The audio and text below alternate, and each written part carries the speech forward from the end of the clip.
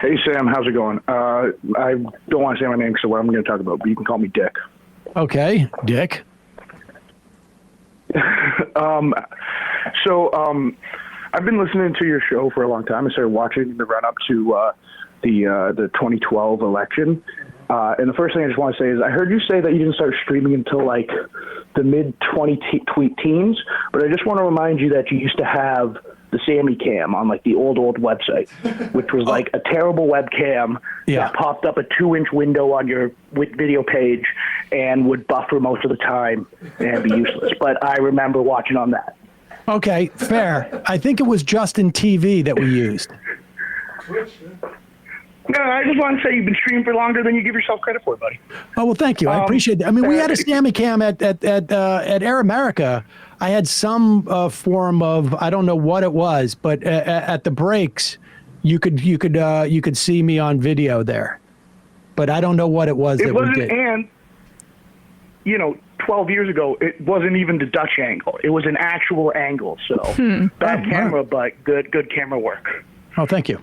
But what I wanted to say is you actually did me a great disservice because you inspired me to go into journalism, which I was for about 10 years until I got, bad decisions. We could get over them. I was in that for about 8 years and I got canned. And of course, looking for a new job, I got hired by nothing other but a hedge fund for an internal communications role. Nice. And I'm sort of like 6 months in. Yeah, I get overpaid for not much, but 6 months in, we just had this sort of big meeting. And the sort of like all the stereotypes you think about these people, even some that have been mentioned in this episode, are true. Like, so we just had this meeting, first of all, to get the point across that we need to be healthier as like employees. They played an RFK Jr. video. That was who they farmed that That's who they farmed that message out to. And then they played a Larry Summers video, which is like, okay, fine, they're a hedge fund, whatever. But like, just to give you an idea of like, this is who they think the experts are. Mm-hmm. And then there was this period of like everybody asking the owner questions about like stuff he has about the election, like stuff he has no idea about. I know because he tasked me with doing research for like some of his answers and stuff. So it's like, I hope you took great liberties with that. Oh, under my impacts of Trump, I talked a lot about how, like I mentioned, the Sean Fain 2028 general strike. I really tried to pump up the labor stuff. To be fair, it's I was hired for like a $500,000 a year program to give back to the employees. I don't want to say too much about what it is because it'll give a lot away. But so the owner sort of fought back against some of the lower level management shitting on hourly and union employees. So it's, but I'm under no delusion that it's like a good thing or anything. It is what it is. But I also just want to say, it's in a pretty liberal place. So the message of the meeting, the first day was sort of like, don't be personally worried about the Trump election. Think about don't get down like you did the first time. Think about all the opportunities this presents for us financially. Mm-hmm. Yes. So it was very like, don't worry about the bad stuff that's going to happen. Just don't feel bad personally about it and think about the opportunity it has for you. I'll tell you something. Like that dynamic, I think, is the one that scares me the most because this is where you're going to start. It's surreal. This is where, look, you can, and of course in this space, we see it like with people who do what we do or, or people who do what we do on TV. Like, that's what Scarborough and Mika Brzezinski were all about. Like, this is, we're going to turn this lemon into lemonade. And that is the attitude. Like, at the end of the day, my taxes are going to go down and there's going to be less regulation. So there's going to be more opportunity to take advantage of, people who breathe air or people who drink water or people who eat food or whatever it is. and for me to profit on it. And that's the most important thing to keep, your eyes on the prize, and things won't be so bad. That's how you get stuff like, Bolsonaro. And that's how you get these type of that's what it is.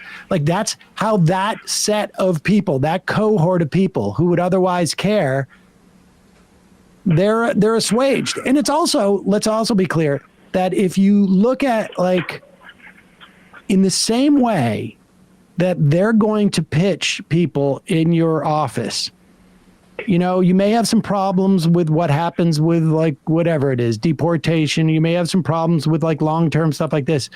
But at the end of the day, you're going to be okay. Mm-hmm. That dynamic exists on the other end of the financial spectrum, except for what we've been telling people is you should worry about these other things, but you may not be okay.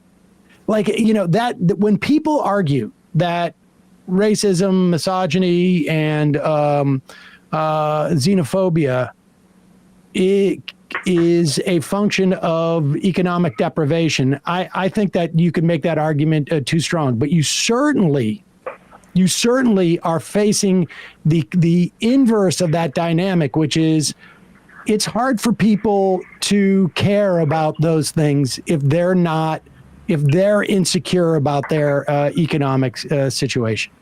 And so, it's instructive. Appreciate the call, and sorry about your. Wait, just guess what journalism. Go ahead. But just guess what the new industry. Just guess what the new industry they want to invest in is. Crypto. That was suggested. Well, no, they fall for every fad in the book. They're already in crypto, NFTs. They're in all that already. It's got to be AI. They're starting a new AI to try and recreate the owner. That's how far up their own ass these people are. Jerry Jones already did it in Cowboy Stadium. Speaking of opportunities, I think there's and I don't like to handicap, economic crashes, but I'll just say the amount invested in AI and the fact that you see it at Best Buy now. Ooh, the new phones and the new laptops have AI. Is anybody excited about that stuff? No. It's not going to return the investment, at least, and eventually the bill's going to come due. Yeah, I don't know. But the answer was defense. It's defense. Oh. Well, that's smart. Well, and no, it's smart. But then I start talking to people. I go I don't know how I feel. Trying to, what you say, cautionally do it, not show my colors too much. I'm I don't know how I feel about getting into defense with them killing Palestinians and stuff and people in Yemen and stuff. And they go, well, we need defense. There's just no thought to that. What these investments are idly used for, with the hope that someday somebody attacks us. It's just all so freaking. It's surreal being there, and they fall for every fad, the crypto, the AI, the metaverse. It's just wild. How much money these people have, and how little thought they put. They're great accountants and stuff, and great finance guys. But then there's just all ego, and one of the directors is one of these big libertarian guys, and who I don't want to give too much, but he's moved to a place where it's they're trying to that's notorious for being one of these libertarian or trying to be turned into one of these libertarian utopias by white guys in North America. Acapulco, maybe. Sorry for guessing. Yeah, you'll figure it out. Yeah. All right. Appreciate the phone call. Yeah, and don't forget the name's Dick. All right. Thanks, Dick. You also see it. I think I'm seeing it anecdotally in my personal life of people just being who were previously, I want to go to the Women's March, being okay.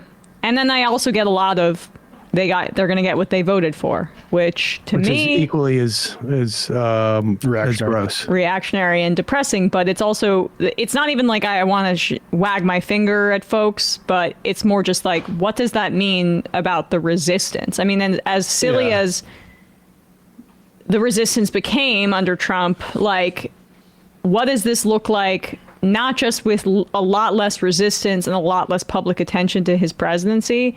What does it look like now with no Reince Priebus's, no Rex Tillerson's. Like, those folks are horrible human beings, but they're at least in some way tethered to the reality that we all share. And one thing I remember talking about with Michael is, like, look, a lot of people protested Iraq in the streets too. Like, protest is great and people should do it. It didn't defund the police. Like, there needs to be a lot of organizing and not just mobilizing. And I think that's what people need to focus on this time. I agree with that. I also will say, I do think that we're going to be surprised by stuff. We could be surprised that things are harder for them this time around, or we could be surprised at the pace in which things go really, really wrong and ugly. I mean, that's both of those I don't think options this are is on the going to table. be. I mean, I think it's going to be one of those two things. Let's put it that way. Like, I think there's every reason to believe that it's going to be the latter. And both of them are a result of Trump's real incompetence. I mean, the worst case scenario is him just basically handing things over, I think, to like a J.D. Vance, where, if Trump just really cared just about getting out of jail or prison, and he doesn't, because he's still, at the end of the day, at least is a crowd surfer and cares if there's some, I don't know.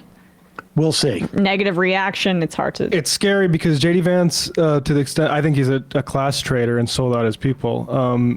He might be able to appeal to working class people in a way that a lot of the people, Democratic hopefuls of 2028, like lawyers and stuff. I'm worried about that. I don't think the Democrats are going to learn the right lesson from this, and I think it's going to be another lawyer. And like, you might lose working class people multiple elections, and if that starts sticking, then Democrats might go the way of the Whigs. So I